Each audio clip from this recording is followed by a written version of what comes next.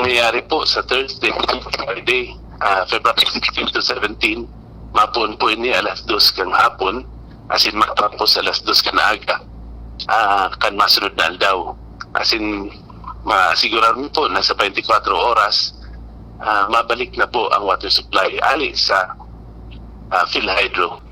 Kadaklan po kan mga apektado yung Central Business District. So mga hali po duman sa Ayawa River hanggang digdi sa Laog, paduman po sa Puro, Gugun, iyan po mga areas na yan sa Central Business District. So mga hali po sa norte, mas diit po ang epekto dahil igwa pa man po sindaki supply na hali sa norte. Iyan.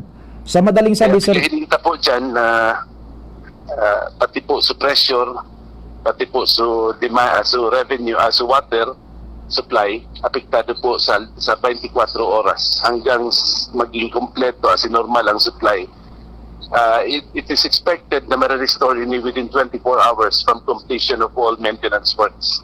ayun. Kinakaipuhan sana dahil kaipuhan tang i-improve ang satuyang serbisyo. Kaya iagad ni po buta ang patience and understanding sa temporary inconvenience sa resulta kan mga maintenance activities sa satuyang gigibuhon tangali pong magkaigwa mas maray na tubig. As in supply, as in quality. Kung ilingunta po, barangays 1 to 41 po ang apektado, barangays 57 to 59 po apektado man po.